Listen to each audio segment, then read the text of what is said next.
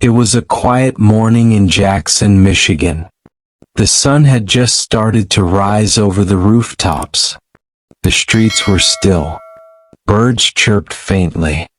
A mother of 4 got out of bed and began her day, unaware it would be her last.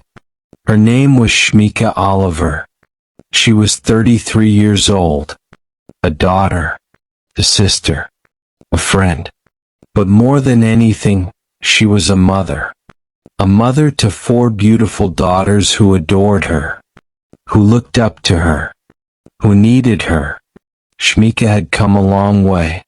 She had survived abuse. She had endured heartbreak.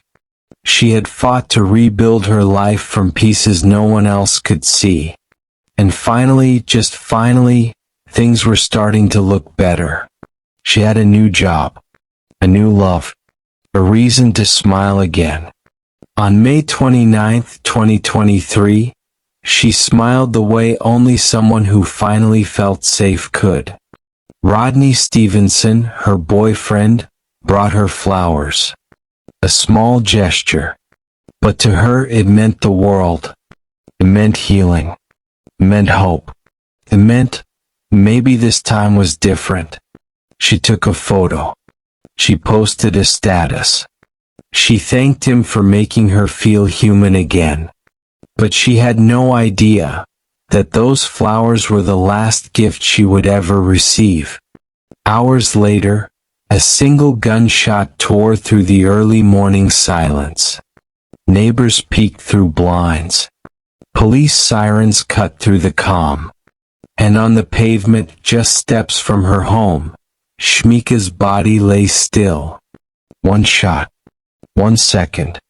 Everything gone. The man who brought her flowers would be the man who ended her life. What led to that moment? What darkness crept behind those smiles? What warnings were missed? What signs ignored? This isn't just another crime story. This is a story about broken trust. About a justice system that lets dangerous men walk free. About a woman who wanted nothing more than to live in peace. This is the story of Shmika Oliver. And by the end, you'll understand why her name should never be forgotten. Stay with me. Before the headlines, before the sirens, before the heartbreak, there was just Shmika. She was born on December 2, 1989 in Jackson, Michigan. She wasn't famous. She wasn't rich. She didn't chase the spotlight. But ask anyone who knew her, and they'll tell you she had the kind of soul that made you feel like you mattered. She had the biggest heart. Shmika Oliver was the kind of woman who would show up for you, even when she had nothing left to give. As a child, she was sweet, talkative, and always smiling. Her teachers remembered her as kind. Her friends described her as real. No fakeness. No pretense. Just Shmika. She graduated from Jackson High School in 2008, and later found her calling in caregiving. She worked at Renaissance Northland Home, an assisted living facility, where she treated her elderly residents with dignity, compassion, and the kind of patience most people only pretend to have. Her job wasn't just a paycheck. It was purpose. But her real joy came from being a mom. 4 daughters. Each one a reflection of her love. She dressed them in matching outfits. She fixed their hair. She celebrated every birthday like it was a national holiday. Her Facebook page was a scrapbook of their smiles. To the outside world it looked like a happy family. And for a while, it was. But behind that joy were wounds. Silent ones. Private ones. Shmika had survived abuse before. She didn't always talk about it, but the pain lingered in how she protected her daughters. She had been in a relationship that left her broken and bruised. She had known the feeling of not being safe in her own home. And yet she never stopped loving. Never stopped hoping.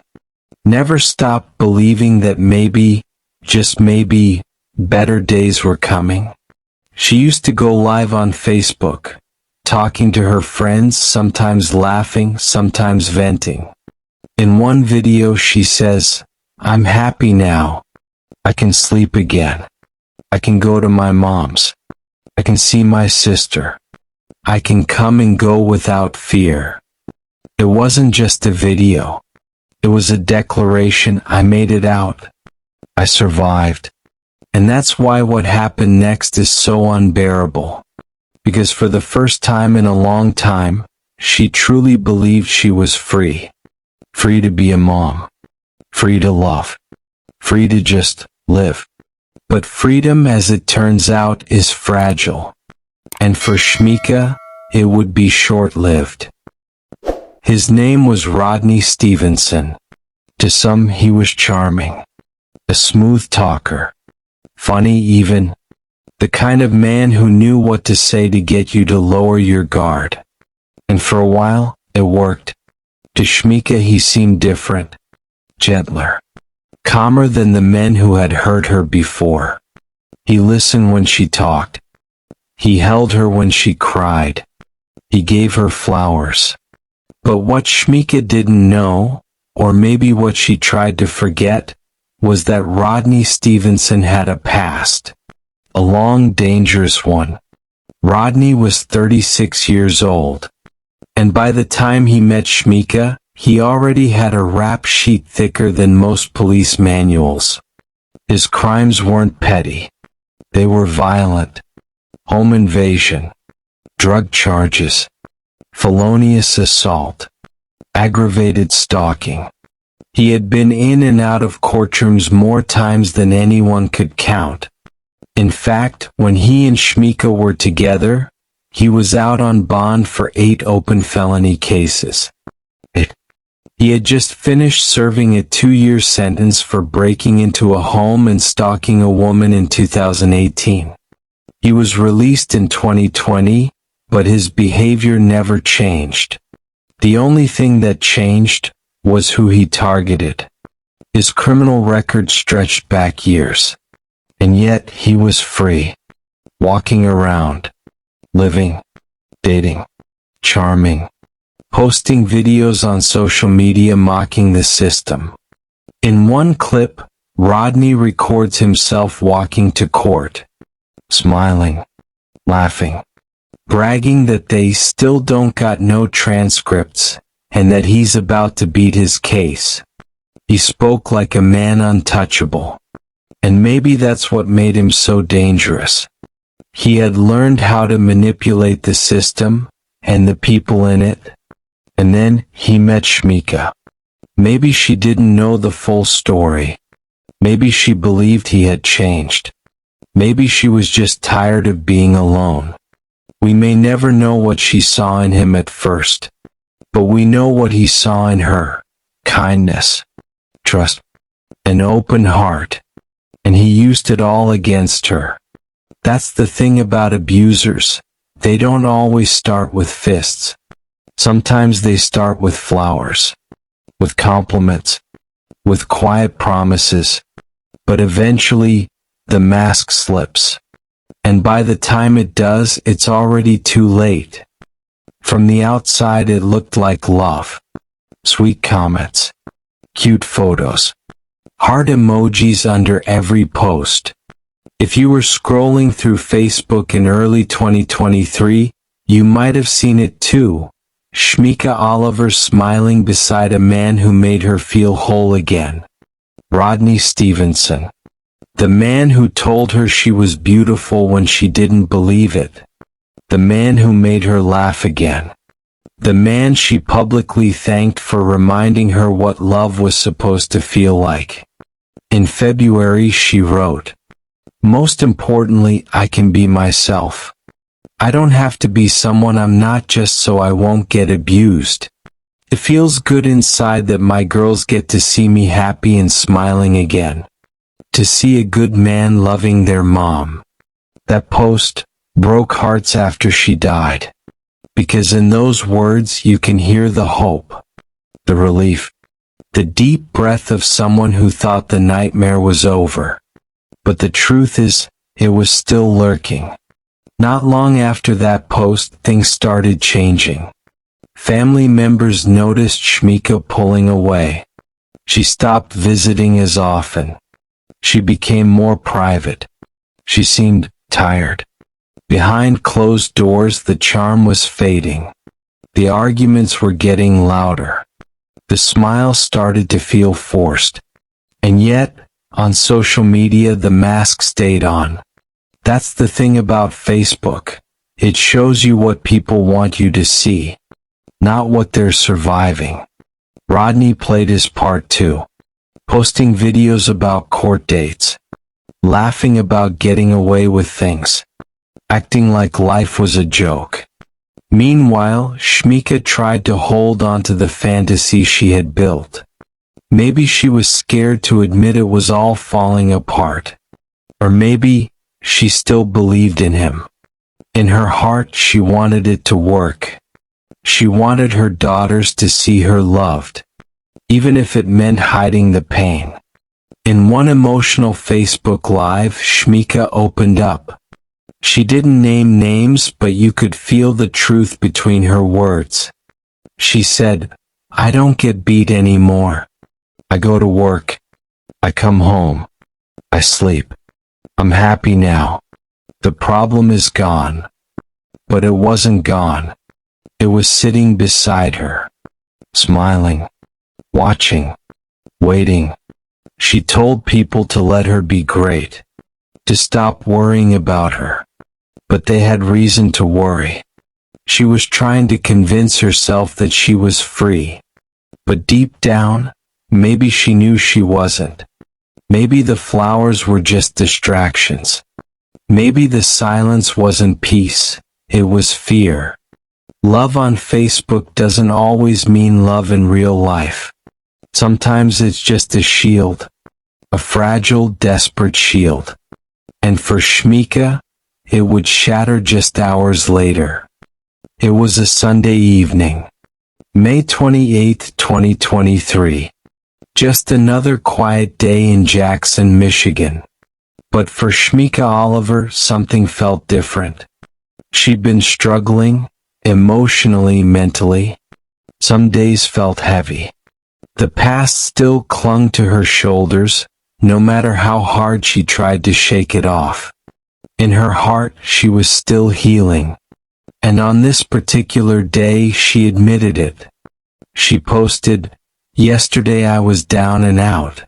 It's just been hard. Knowing someone who did that to us is still breathing air. I had a hard time breathing." She didn't name names. She didn't go into details. But her pain, it was loud. Still, by that evening her mood had changed. Rodney brought her flowers. A small gesture, but for someone like Shmika, someone who had spent years trying to find beauty in broken places, it meant the world. She smiled. She posted again, "Shout out to my baby. He put a smile on my face." It's the little things that make it all count. And just like that, the storm seemed to pass. At least on the surface. Because no one, not her mother, not her kids, not even her closest friends, could have imagined that those flowers would be the last thing he ever gave her.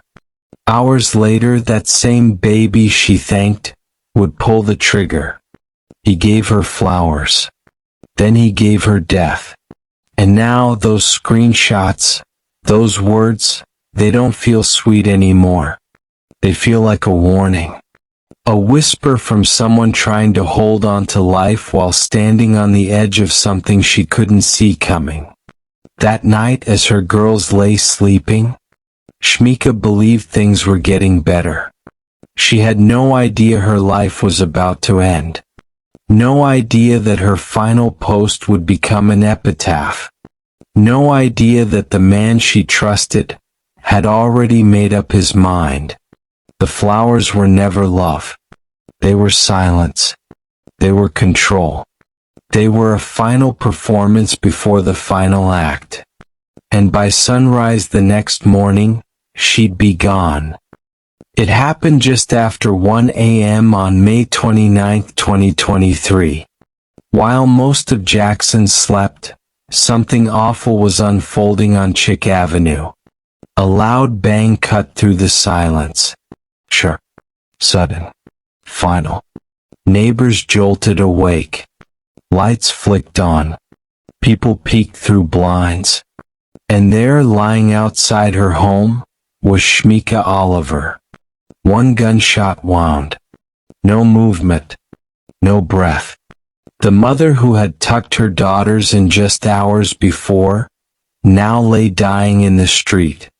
The 911 calls came fast. We heard a shot. Someone's outside. She's not moving.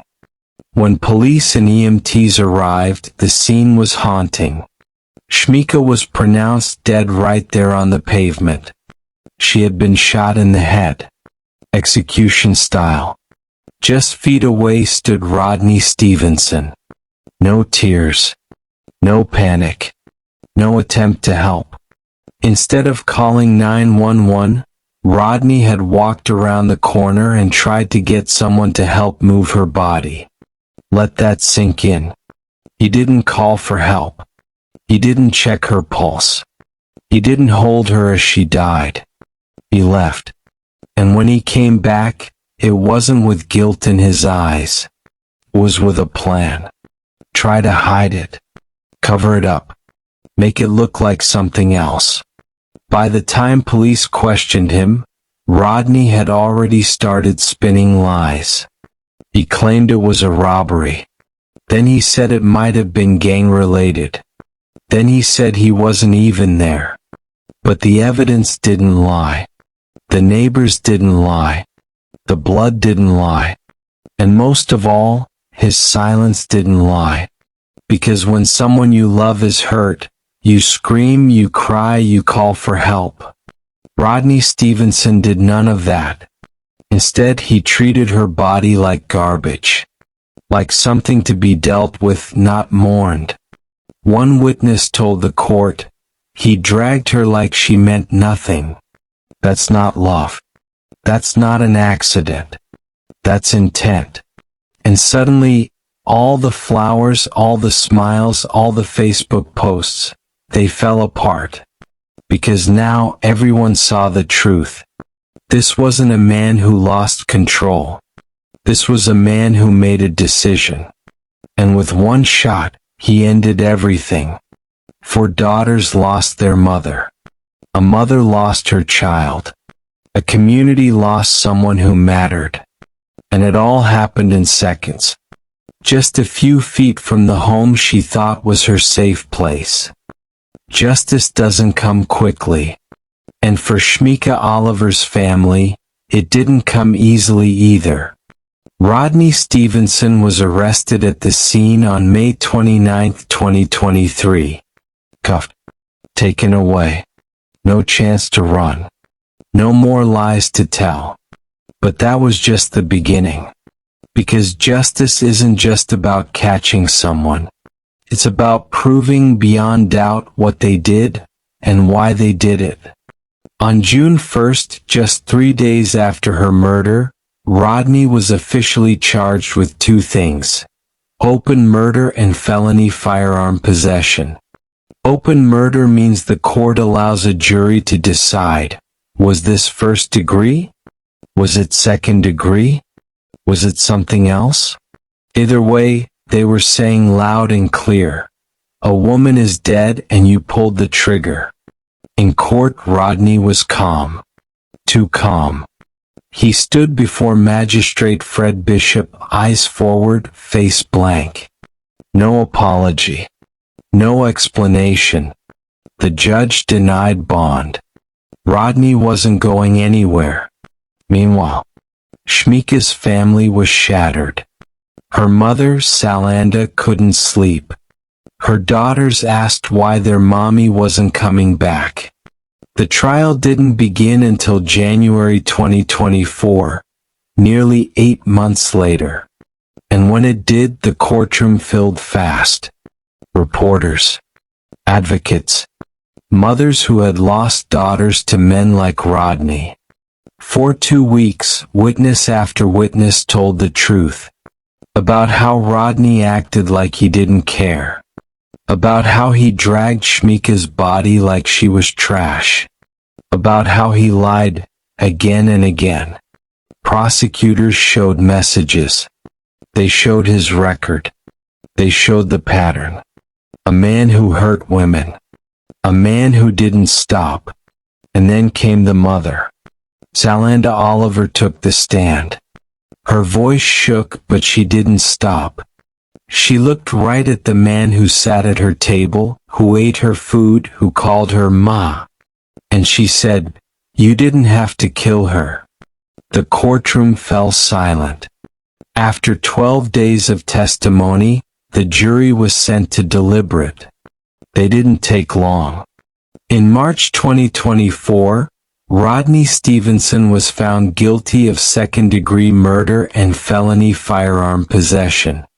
On sentencing day, the room was packed again. The judge didn't mince words. He looked at Rodney and said, "You didn't panic. You didn't try to save her. You left. You got someone to help hide her. That's not an accident. That's intent." Rodney was sentenced to 20 to 40 years in prison. But for the family, it didn't feel like enough. Because 40 years won't bring Shmika back. It won't take away what her daughters saw. It won't erase the last sound her mother hears when she closes her eyes at night. A gunshot. And silence. When the trial ended and the cameras turned off, something remained. For little girls, without a mother.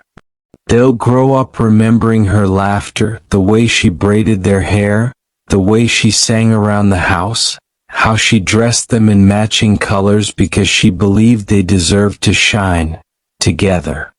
But from now on, every birthday, every graduation, every moment that matters, will come with a silence where her voice should have been.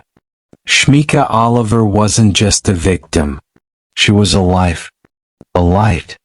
A woman who gave everything she had to others, even when she had nothing left for herself. And all of it was stolen.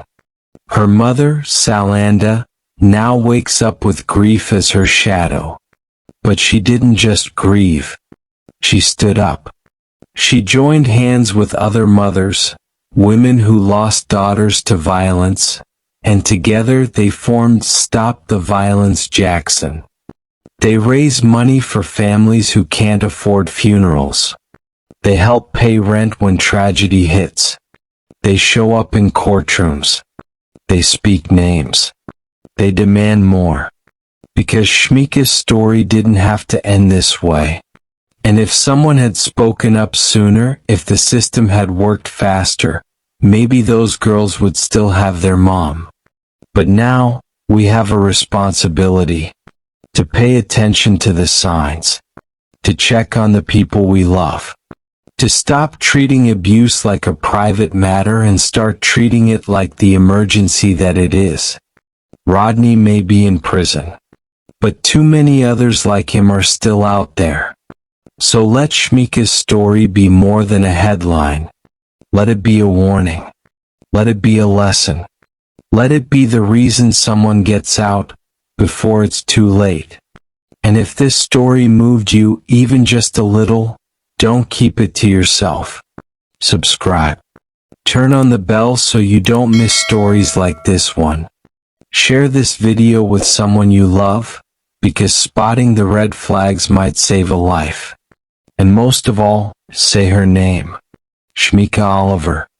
We'll never forget you. Thank you for watching. I'll see you in the next video.